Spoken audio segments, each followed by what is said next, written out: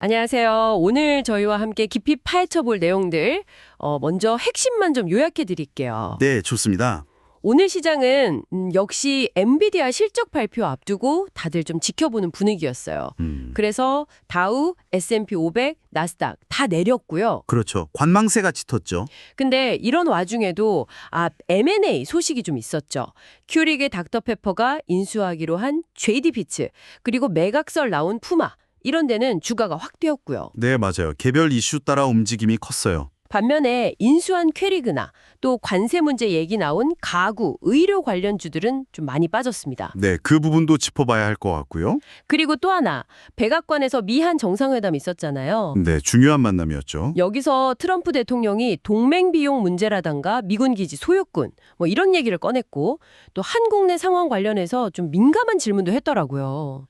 그 부분에 대해서 이 대통령이 또 해명을 했고요. 네. 그리고 뭐 조선, 에너지 같은 무역 얘기도 있었고 북한, 중국 관련 발언도 나왔습니다. 오늘 이 소식들 속에 담긴 진짜 의미 그리고 앞으로 우리가 뭘 좀 주목해야 할지 한번 파헤쳐보겠습니다. 시장의 이런 단기적인 움직임들이랑 좀 더 큰 그림, 그러니까 외교나 경제 이슈들이 어떻게 맞물려 돌아가는지 그 핵심 맥락을 좀 짚어드리려고 합니다. 네, 복잡한 뉴스 속에서 길 잃지 않도록 저희가 중요한 흐름 잘 따라가 보도록 도와드리겠습니다. 네, 좋습니다. 그럼 먼저 시장 상황부터 좀 더 자세히 볼까요? 금요일에는 좀 올랐었는데 이걸 다 반납하고 주요 지수들이 다 하락세로 돌아섰어요. 네, 분위기가 확 바뀌었죠. 특히 S&P 500 보니까 500개 종목 중에 거의 400개가 내렸다고 하더라고요. 이건 뭐 시장 전반적으로 투자 심리가 상당히 좀 얼어붙었다 이렇게 봐야겠죠. 그렇습니다. 아무래도 가장 큰 건 역시 이번 주 수요일에 있을 엔비디아 실적 발표겠죠? 이게 워낙 중요하니까요. 그렇죠. 다들 숨죽이고 기다리는 거죠. 네. 그리고 또 연준 금리 문제도 있고요. 지난주 파월 의장 발언 이후에 9월 금리 인하 가능성에 대한 시장 기대가 조금 낮아졌어요. 전에는 거의 100% 본다 이랬던 것 같은데 네, 맞아요. 거의 뭐 기정사실처럼 봤었는데 지금은 한 84% 수준. 그 정도로 내려왔고 연말까지 추가로 얼마나 더 내릴 수 있을지 이것도 좀 불확실하고요. 그러니까 이런 불확실성이 투자자들을 좀 신중하게 만드는 거죠. 그렇군요. 섹터별로 보면 역시 기술주가 제일 안 좋았고 커뮤니케이션 서비스나 에너지 쪽은 그래도 조금 올랐네요. 네, 기술주는 뭐 엔비디아 영향이 크다고 봐야 할 거고요. 에너지 섹터는 글쎄요. 국제유가 흐름이나 아니면 뭐 지정학적 이슈 같은 게 좀 영향을 줬을 수도 있고. 잠시 후에 얘기할 정상회담에서 에너지 혁명 얘기도 나왔다고 했으니까 혹시 그런 기대감도 좀 있었을까요? 그럴 가능성도 아주 배제할 수는 없겠죠. 하지만 전반적으로는 역시 개별 종목들의 움직임이 더 두드러진 하루였다. 이렇게 봐야 할 것 같습니다. 맞아요. 시장은 전반적으로 내렸는데 M&A, 그러니까 인수합병 관련 소식이 나온 기업들은 주가가 아주 그냥 들썩였어요. 네, 대표적인 게 JD피츠였죠. 네, 큐리그 닥터페퍼가 커피 체인 JD 피치 커피로 유명하죠. 여기를 거의 84억 달러에 인수하기로 했다는 발표가 나오니까 와, JD 피치 ADR 주가가 17%나 급등했어요. 여기서 ADR 잠깐 설명드리면 미국 예탁증권이라고 해서 해외 기업 주식을 미국 시장에서 달러로 편하게 거래할 수 있게 만든 거거든요. 아하. 이번 JD피츠 급등은 이제 인수 가격에 프리미엄이 붙을 거다 이런 기대감이 딱 반영된 뭐 전형적인 모습이죠. 근데 재밌는 건 인수하는 쪽, 그러니까 큐리그 닥터페퍼 주가는 반대로 11%나 폭락했어요. S&P 500에서 제일 안 좋았다면서요? 네, 맞습니다. 보통 인수하면 시너지 효과 기대하고 그러는데 이번엔 좀 달랐죠. 왜 그렇게 많이 떨어진 걸까요? 인수 자금이 부담스러웠나? 네, 여러 가지가 복합적인 것 같아요. 일단 인수 자금 마련에 대한 부담도 있을 거고요. 또 JD 피치 인수가 과연 그만한 가치가 있느냐, 시너지가 정말 날 수 있느냐. 여기에 대한 시장의 의구심도 좀 작용한 것 같습니다. 큐리그가 예전에도 큰 인수한 적이 있지 않았나요? 네, 2018년에 닥터페퍼 스냅풀 그룹 인수하면서 부채가 좀 늘어난 상태였거든요. 근데 또 이렇게 큰 규모의 인수를 하니까 재무 상태 괜찮은 거냐 이런 우려가 커진 거죠. 뭐 물론 커피 원두 가격 변동성이라든지 또 관세 문제 같은 어려움을 좀 차게해 보려는 전략적인 선택일 수도 있겠지만 어쨌든 단기적으로는 투자자들을 좀 불안하게 만든 셈입니다. M&A 관련해서 또 크게 움직인 게 푸마였죠. 네, 푸마도 상당했죠. 대주주인 프랑스 피노 가문이 지분 매각을 포함해서 여러 가지 옵션을 검토하고 있다. 이런 블룸버그 보도가 나오니까 푸마 ADR이 거의 15% 가까이 급증했어요. 이게 2021년 10월 이후로 가장 큰 상승폭이라고 하네요. 네, 이건 뭐 아직 매각이 결정된 것도 아닌데 그냥 그럴 가능성이 있다는 뉴스 하나만으로도 주가가 이렇게 뛸 수 있다는 걸 보여주는 거죠. 시장이 이런 기업 소유 구조 변화 가능성에 얼마나 민감하게 반응하는지 알 수 있는 대목입니다. M&A 말고 또 시장을 움직인 키워드가 관세였어요. 아, 네. 관세 문제도 좀 심각했죠. 트럼프 행정부가 미국으로 수입되는 가구에 대해서 대규모 관세 조사를 발표했다. 이 소식 때문에 가구회사 RH 주가가 또 압박을 받았다고요. 이미 연초 대비 41%나 하락한 상태였다는데. 네, 근데 이게 가구 회사만의 문제가 아니더라고요. 아, 다른 쪽도요? 네, 의류 소매 업체인 아메리칸 이글 있잖아요. 여기도 관세 압박 때문에 수익성이 나빠질 거다 이러면서 뱅크 오브 아메리카가 투자 의견을 내렸어요. 그래서 주가가 또 하락했고요. 연초 대비 한 25% 정도 빠진 수준이라고 합니다. 이야, 그러니까 이런 무역 분쟁 가능성 같은 지정학적 리스크가 특정 산업이나 기업 주가에 정말 직접적인 영향을 주는 거네요. 그렇죠. 명확하게 보여주는 사례죠. 결국 이런 관세 부담은 기업들 비용을 늘리고 나중에는 소비자들이 사는 물건 가격 인상으로 이어질 수도 있는 거 아닌가요? 그럴 가능성이 아주 높다고 봐야죠. 기업들이 물론 어느 정도는 흡수하려고 하겠지만 뭐 한계가 있으니까요. 상당 부분은 결국 소비자 가격에 반영될 수밖에 없을 겁니다. 그럼 또 인플레이션 압력으로 작용하고 경제 전체에 부담이 될 수도 있겠군요. 네, 맞습니다. 그런 점에서 계속 주목해야 하고요. 아, 그리고 또 하나, 비료 원료인 칼륨, 포타시라고 하죠. 이걸 미국 지질조사국이 2025년 핵심 광물 목록 초안에 포함시켰다는 소식에 모자이크 같은 비료 관련주가 올랐거든요. 아, 네. 그런 뉴스도 있었죠. 이것도 보면 이제 국가 안보 차원에서 특정 원자재의 중요성이 커지면서 단순한 시장 논리뿐만 아니라 정부 정책이 직접 기업 가치에 영향을 미치는 현상이 더 뚜렷해지고 있다. 뭐 이런 걸 보여주는 또 다른 예라고 할 수 있겠습니다. 네, 그렇군요. 마지막으로 시장 관련해서 하나만 더 짚어보면 최근에 IPO, 그러니까 기업 공개로 상장한 디자인 소프트웨어 회사 피그마 있잖아요. 아, 피그마요? 네. 애널리스트들이 처음으로 투자 의견 보고서를 내기 시작했는데 8곳 중에 7곳이 그냥 중립 의견을 냈다고요. 네. IPO 직후에는 원래 좀 평가가 엇갈리는 경우가 많긴 합니다. 이 중립 의견이 많다는 건 뭐랄까, 피그마의 성장 가능성은 다들 인정하는데 지금 주가 수준, 그러니까 밸류에이션은 약간 좀 부담스럽다. 뭐 이런 신호로 해석할 수 있을 것 같아요. 아, 기대는 큰데 가격은 좀 비싼 거 아니냐 뭐 이런 거군요. 네, 그렇죠. 시장의 높은 기대치랑 현실적인 평가 사이에서 이제 균형점을 찾아가는 과정이라고 볼 수 있겠습니다. 알겠습니다. 이렇게 보니까 개별 기업들 주가를 움직이는 M&A나 관세 같은 요인들이 결국은 더 큰 지정학적인 그림하고 연결이 돼 있는 것 같아요. 네, 맞습니다. 다 연결되어 있죠.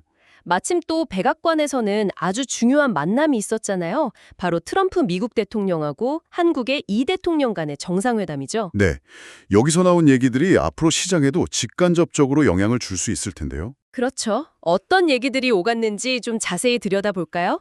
네, 이번 회담은 특히 양국 관계에서 좀 민감하고 중요한 지점들을 많이 건드렸다는 점에서 주목할 필요가 있습니다.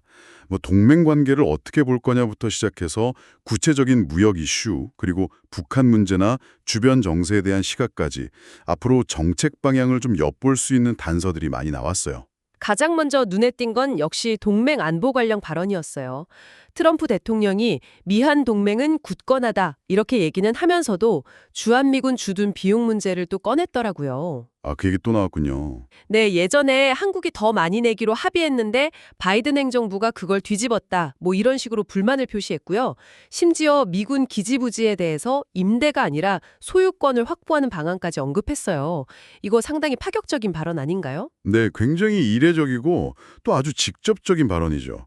이건 트럼프 행정부가 동맹을 바라보는 그 특유의 거래적인 관점, 영어로 하면 transactional view라고 하죠. 이걸 아주 명확하게 보여주는 겁니다. 거래적 관점이요. 네, 그러니까 동맹의 어떤 전략적인 가치도 중요하지만 그것 못지않게, 아니 어쩌면 그 이상으로 동맹을 유지하는 데 드는 비용, 그리고 그 비용을 얼마나 공평하게 나누냐, 이걸 굉장히 중요하게 생각한다는 시그널이죠. 특히 기지 소유권 문제는 이게 주권하고 관련된 아주 민감한 사안이라서 만약에 이게 진짜 협상 테이블에 올라온다면 상당한 논란과 갈등을 일으킬 수 있는 뭐 그런 잠재적인 불씨라고 봐야 합니다. 북한 문제에 대해서는 좀 자신감을 내비쳤던데요. 김정은 위원장하고 관계가 좋다, 내가 핵전쟁을 막았다 이렇게 주장하고요.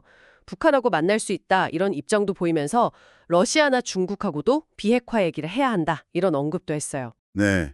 예전에 북미 정상회담을 이뤄냈던 경험이 있으니까 그걸 바탕으로 최고 지도자끼리 직접 만나서 담판을 짓는 방식, 이른바 톱다운 방식이죠.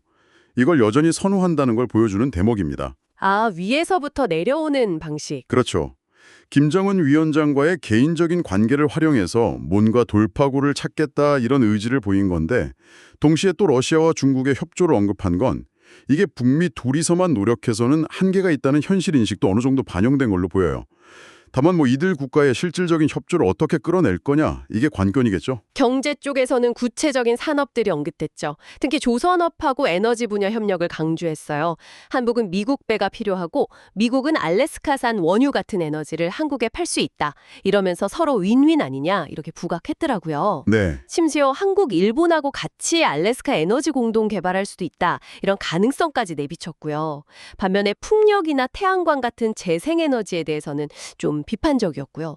네, 이건 트럼프 행정부의 핵심 경제 기조인 미국 우선주의, 그리고 제조업 부흥, 에너지 수출 늘리기 이런 전략하고 정확히 맞아떨어지는 발언입니다. 특정 산업을 중심으로 해서 서로 이익이 되는 구체적인 거래를 만들겠다. 이런 실용주의적인 접근법을 보여주는 거죠. 한국하고 일본을 같이 언급하면서 에너지 분야에서 삼국 협력 가능성을 열어둔 점도 좀 눈여겨볼 만하네요. 그렇죠. 그 부분도 주목할 만하고요. 재생에너지에 대한 비판은 뭐 기후변화 정책에 대한 기존의 회의적인 입장을 다시 한번 확인한 거라고 볼 수 있겠습니다. 근데 회담 중에 좀 예상치 못한 약간 논란이 될 만한 발언도 나왔어요. 트럼프 대통령이 소셜 미디어나 정보, 인텔이라고 표현했던데 이걸 근거로 들면서 한국 내에서 교회 탄압이나 숙청, 혁명 관련 소문 같은 게 있다는 우려를 제기했다면서요. 아, 네. 그 발언이 좀 있었죠. 동맹국 정상한테 이런 문제 제기는 상당히 이례적인 것 같은데요. 네, 매우 민감하고 또 이례적인 상황이었습니다. 정보 출처나 정확성이 좀 불분명한 상태에서 동맹국의 내부 상황, 특히 정치적으로 해석될 여지가 있는 사안에 대해서 직접 우려를 표명했다는 건 외교적으로 상당히 드문 일이죠. 어떤 의도였는지 뭐 여러 가지 해석이 나올 수 있겠지만 어쨌든 회담 분위기에 좀 긴장감을 불어넣은 건 분명해 보입니다. 여기에 대해서 이 대통령은 지금 진행 중인 사안은 국회가 임명한 특별검사가 과거 정부의 특정 사건이나 군 지휘체계 같은 걸 법과 원칙에 따라서 조사하는 거다. 그리고 미국 기지 수색이나 현 정부 차원의 종교 탄압 같은 거하고는 전혀 관련이 없다. 이렇게 명확하게 선을 그었다고 합니다. 네, 이 대통령 입장에서는 트럼프 대통령이 제기한 우려가 사실과 다르다는 점을 분명히 하고 또 현재 한국 내에서 진행되는 일의 성격을 명확히 규정하려고 한 거죠. 네, 저희는 이 내용을 그냥 있는 그대로 중립적으로 전달해 드리는 겁니다. 그렇죠. 오해를 바로잡고 상황을 좀 관리하려는 노력이었다고 볼 수 있고요. 트럼프 대통령도 일단 설명을 듣고 수용하는 듯한 반응을 보였다고 하니까 더 큰 외교적인 마찰로는 번지지 않은 것 같습니다. 하지만 이 해프닝 자체가 양국 간 소통 과정에서 좀 미묘한 긴장감이 있을 수 있다는 걸 보여주는 사례가 된 셈이죠. 한일 관계에 대한 언급도 있었죠. 트럼프 대통령이 예전에 위안부 문제 같은 걸로 어려움이 있었지만 자기 임기 동안에 많은 장애물이 없어졌고 아베 전 총리나 지금 이시바 총리 모두 한국에 대해 긍정적이다 이렇게 평가했다고요. 네. 이 대통령도 미국 오기 전에 일본 방문했던 사실 언급하면서 한미일 3국 협력이 중요하다. 여기에 공감했고요. 네, 한미일 3국 협력 강화는 미국 외교 정책의 아주 중요한 축이니까요. 양국 정상이 여기에 공감대를 확인한 건 뭐 자연스러운 결과라고 볼 수 있습니다. 트럼프 대통령은 과거 갈등을 언급하면서도 현재 관계가 개선됐다는 점을 부각했고 이 대통령 역시 관계 개선 노력을 강조하면서 협력 의지를 보였죠. 다만 뭐 역사 문제 같은 근본적인 갈등 요인이 완전히 사라진 건 아니니까 앞으로 삼국 협력이 실질적으로 진행되는 과정에서 이런 민감한 문제들을 어떻게 관리해 나갈지가 여전히 중요한 과제로 남아있다고 봐야 합니다. 그 외에도 트럼프 대통령이 우크라이나 전쟁이라든지 중국과의 관계, 가자지구 사태 이런 여러 국제 현황에 대해서 자기 생각을 밝혔다고 해요. 특히 국방부, Department of Defense를 전쟁부, Department of War로 이름을 바꾸는 걸 고려 중이다. 이런 언급은 상당히 좀 흥미롭게 들리던데요. 네, 그렇죠. 여러 현안에 대한 발언들을 쭉 종합해보면 만약 트럼프 행정부 2기가 현실화된다면 그 외교 안보 정책 방향이 어떨지 예측해볼 수 있는 중요한 단서들을 제공합니다. 예를 들면 동맹 관계를 재정의하려는 움직임, 특히 비용 분담 압박을 더 강화할 거고요. 또 보호무역주의 기조는 유지하면서 관세를 적극 활용할 가능성이 높고 네. 주요 경쟁국인 중국이나 러시아와의 관계 설정 방식도 직접 담판을 선호하고 실리를 추구하는 쪽으로 갈 가능성이 높아 보입니다. 국방부 명칭 변경 검토 발언은 다소 좀 즉흥적으로 들릴 수도 있지만 어쩌면 국방정책에 대한 그의 관점을 상징적으로 보여주는 측면도 있지 않나 싶습니다. 자, 오늘 시장의 이런 미세한 움직임부터 시작해서 백악관에서 펼쳐진 정상외교의 큰 그림까지 정말 폭넓은 이야기를 나눴습니다. 네, 정말 다양한 이슈를 다뤘네요.